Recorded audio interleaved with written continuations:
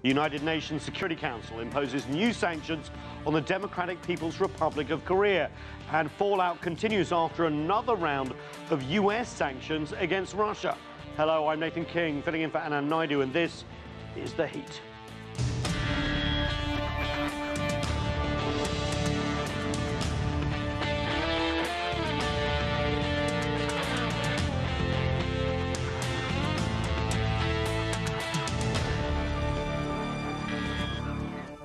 Hello again. The DPRK was hit with tough new sanctions on Saturday.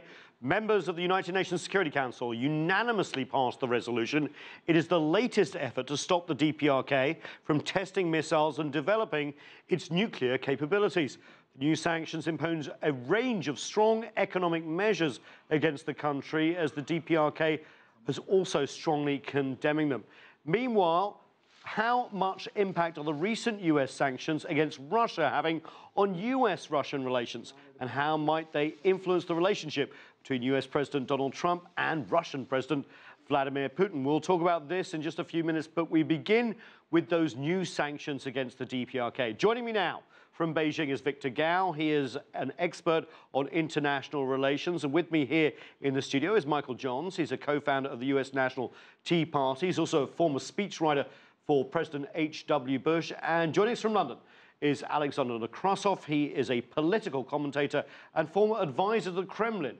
With me too in the studio is Afshin Molavi. He's a senior fellow at Johns Hopkins University. Great panel. Welcome to you all. Let's, of course, begin in Beijing with Victor Gao. Good morning, Victor. Obviously, a unanimous vote in the Security Council and some tough economic sanctions. Obviously a united international community, but there are also big differences on where to go now over the DPRK North Korea. Is that right, Victor? Yes, indeed. I think the latest United Nations Security Council resolution imposing more and stricter sanctions on DPRK is absolutely needed at this particular moment by the community of the international community against DPRK for its violation of the United Nations Security Council previous resolutions and continuing efforts in testing nuclear weapons and the launch vehicles. I think it is very encouraging that all the major countries, all the permanent member states of the Security Council of the United Nations are united in this resolution. Now, as to how much effect this resolution, in addition to all the previous resolutions, can have on the DPRK government, it remains to be seen. Generally speaking, sanctions themselves will hardly achieve the effect of denuclearization on the Korean Peninsula. More needs to be done by the international community. Good point, Victor. Alex, let's bring you in. I think this is the 8th round of sanctions against the DPRK. They're targeting exports of coal, iron ore, lead ore, and seafood. $1 billion of a $3 billion export economy. Will this, as Washington hopes, lead to a change in the DPRK's attitude? Or, as Victor said, it hasn't worked up till now. Why should it work now? Well, I personally think that this unanimous vote doesn't reflect the approach of the countries who voted for those sanctions. I think there's deep divide between Russia, China on the one hand, and America and the Western countries on the other hand.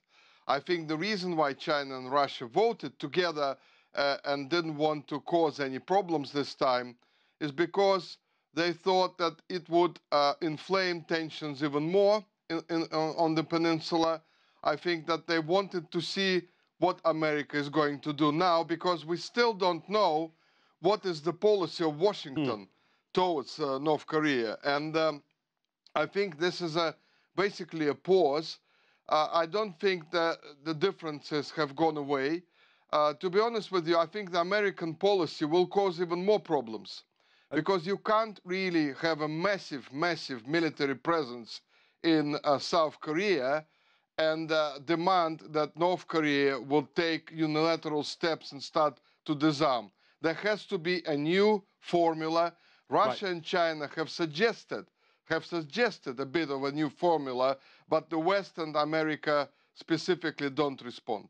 It's interesting, Michael Johns, because Yes. I think I counted, and Victor has Victor and Alex have a point here. I think I counted 5 different opinions in 24 hours coming out from the administration, whether it be Rex Tillerson, the U.S. Secretary of State, Donald Trump's tweets, the CIA director, Mike Pompeo, others, all basically saying slightly different things about the approach to DPRK. So while we have this unanimous resolution, which is always good for pressure to see the international community united. As Alex suggested, behind the scenes, a lot of people really scratching their heads saying, what is US policy? Is it sanctions? Is it sanctions plus the threat of force? Is it let's negotiate? I think you start with what is the objective of U.S. policy, and that is a denuclearized Korean peninsula.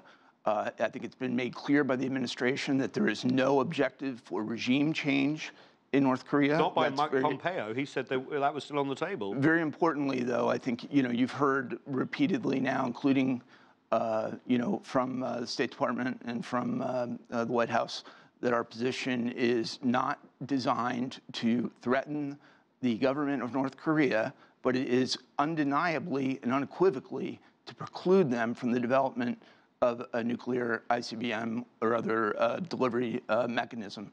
And obviously, I think as everyone kind of broadly accepts, they're getting perilously close to that. On the sanctions, I think it's hugely a great credit to the president, probably one of his greatest diplomatic coup to date, to get the 15-0 vote in the UN Security Council, including and great credit too to China and Russia, frankly, for going along and supporting this, because I do believe that that these are complicated votes in a lot of different ways, but there's also no denying the path that North Korea is on, and to see that degree of collaboration from 2 countries with whom we've had some strained relationships, I think is hugely impressive for everyone involved, for essentially all 3 heads of state to sort of say, look, this North Korea problem is a legitimate problem, and we're going to deny them resources that they have been obtaining now for decades, that have been utilized in part in the development of these nuclear and other militaristic plans. You talk about a denuclearized Korean peninsula. I don't know anyone who's involved that isn't their aim, except, of course, the DPRK, who basically say that they want to keep their nuclear deterrent. They've seen what's happened around the world when people get rid of them, and feel threatened because they don't have the security guarantees that the South has, because basically, officially, the Korean War of the 1950s did not end. Ashvin, you've seen this sort of ratcheting up of sanctions elsewhere. You're a scholar of the Middle East. Does it work? And what's the message here for the DPRK? Sure. In the case of North Korea, I'm afraid it's not going to work. I mean, as you noted, they've blown past 6 other UN Security Council resolutions. You're talking about $1 billion in exports. It's not a lot of money. Well, it's a third of their economy. It's a third of their exports, right? Yeah. But this is a regime that has shown that it has willing to make its population pay a heavy price for a very long time. The other example is Iran. You mentioned other examples where sanctions have worked. In Iran, you actually did have a vibrant civil society. You had a place where popular opinion mattered to some extent. Kim Jong-un doesn't really care about popular opinion in North Korea. So what U.S. policy is going to have to do is face that reality that sanctions are not going to bring North Korea to the negotiating table. And our colleague in London talked about a new formula. We've been looking for a new formula for more than 6 decades when it comes to North Korea policy. As you said, there has been no peace treaty. The ICBMs have concentrated the attention, but we have to realize that the sanctions are not going to change North Korea's policy. And South Korea, Seoul is only 40 miles away within striking distance. So we're desperately in need of a new formula. I think that's a good point. Even though the ICBM thing has woken up the US, its troops are in harm's way, and also close allies in Seoul and Tokyo for a long time with regional ballistic missiles. Victor Gao, there is something on the table. It's called freeze for freeze. Wang Yi, the Chinese foreign minister, suggested this nearly a year ago now. That is a starting point. We understand that the DPRK have indicated that they wouldn't mind freezing ballistic missile and nuclear testing in return for a freeze on US South Korean military exercises. Is that still the only game in town? The US has hinted it might go there, but we haven't really seen any commitment yet.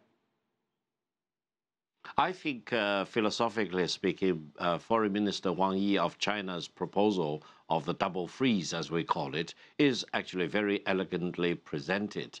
And if it could be accepted by all the parties involved, it could actually lead to achieving denuclearization on the Korean Peninsula. Now, whether the United States on the one hand and DPRK on the other hand will ever accept this proposal, it remains to be seen. But I would say that while denuclearization remains the ultimate goal and all of us need to be united to achieve that, we also need to look into what exactly is the underlying concern on the behalf of DPRK and how to address these concerns about their security, safety, survivability of the political system and regime in DPRK. And they do worry about what the United States will be up to if they get rid of the nuclear weapons. We do not need to agree 100% with what the DPRK stands for their concerns, but at least efforts need to be made by the United States to address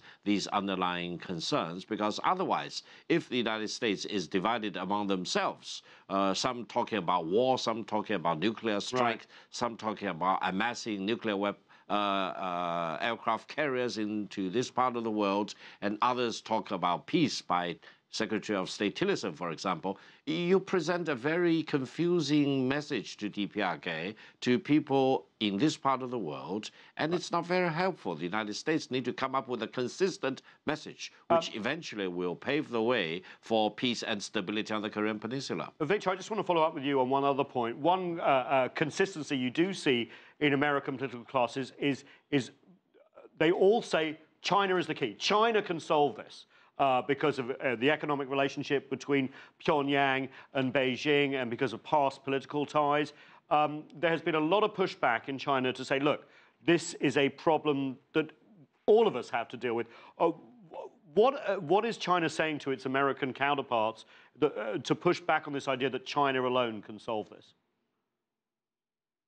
I think China has always been an important factor as far as the Korean Peninsula situation is concerned. But we need to be realistic as to really how much China can do and what is the ultimate impact that China can exercise on this situation. On the other hand, I think the United States should stop this confusing stance of, let's say, trying to get Chinese help on the DPRK situation, but then again, on the other day, was pointing an accusing finger at China as if China is the problem in this. So again, the U.S. consistency of its stance and real efforts in engaging China will go a long mile in contributing to achieving the final and ultimate objectivity of denuclearization on the Korean Peninsula. I just want to follow up with Michael Johns just quickly about that, because there is this view in Beijing that Donald Trump, through his tweets and others, point the finger at China on this and saying China alone has to solve this. But at the same time, threatened trade sanctions against China in other areas. They've sanctioned a Chinese bank. If you want someone to play, are they going about this the right way? So that bank, of course, was very instrumental as a currency conversion and other methodology for interaction with North Korea. Sure, so but sanctioning Chinese entities is not necessarily the best way of getting your Chinese diplomatic colleagues on board. Part of the understandable complexity of this is we are a democracy, and you have varying views on these issues. I do think that there's a uniting view of the objective of U.S. policy, and I do believe that there's more consistency on this than there has been on many other foreign policy themes.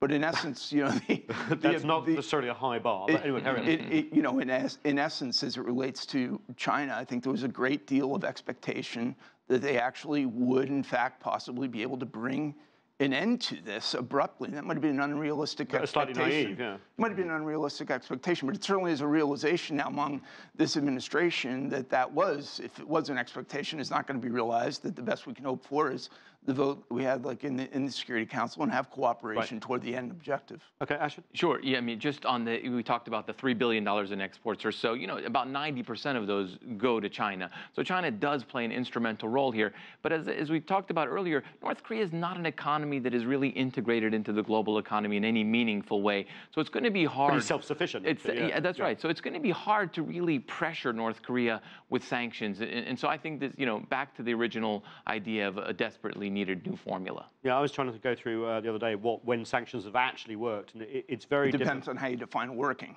You know, in this case, working has to be defined as it's going to minimize the resources available to this regime to develop a nuclear capability. Will it singularly stop it?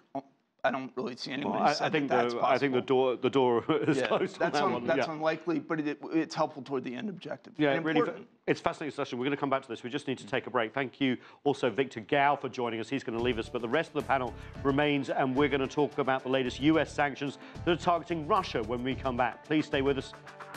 You're watching